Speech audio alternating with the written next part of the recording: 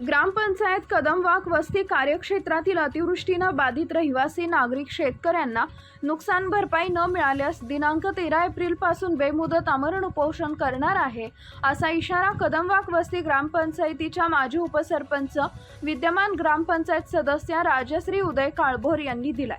याबाबत पुणे जिल्हाधिकाऱ्यांना दिलेल्या निवेदनात तसेच प्रसिद्धीस दिलेल्या निवेदनात राजश्री काळभोर यांनी म्हटलंय, ग्रामपंचायत कदमवाक वस्ती हद्दीत दिनांक 14/9/2025 रोजी अतिवृष्टी होऊन कदमवाक वस्ती येथील नागरिकांच्या घरात पाणी शिरल्यानं त्यांच्या जीवनावश्यक वस्तूंचं नुकसान झालं।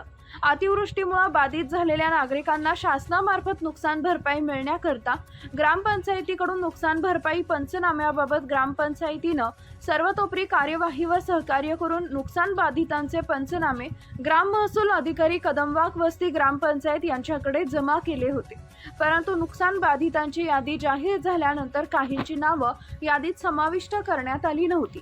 ग्राम महसूल अधिकारी कार्यालयाकडून काही नुकसान बाधितांचे पंचनामे जाणून वरिष्ठ कार्यालयाकडे सादर केले नाहीत। ग्रामपंचायत कार्यालयाकडून प्राप्त सूचनानुसार मुदतीत पंचनामे होऊन ग्राम महसूल अधिकारी कार्यालयास पंचनामे वेळेत सादर केले होते।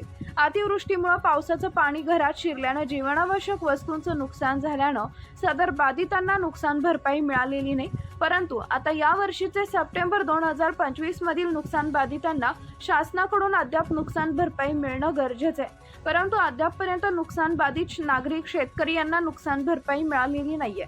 नुकसान बाधितांचे पंचनामे ग्राम महसूल अधिकारी कदमवाक वस्ती यांच्याकडे दिलेले असतानाही ते वेळेत सादर केलेले नाही, त्यामुळे त्यांना अद्याप पर्यंत नुकसान भरपाई मिळालेली नाही। सदर पंचनामे आपल्याकडे लवकर सादर न केल्यामुळे ग्राम महसूल अधिकारी कदमवाक वस्ती व मंडल अधिकारी यांची चौकशी करून त्यांच्यावर निलंबनाची कार्यवाही करावी व नुकसान बाधित नागरिकांना नुकसान भरपाई लवकरात लवकर मिळवून द्यावी, असं निवेदनात म्हटलंय।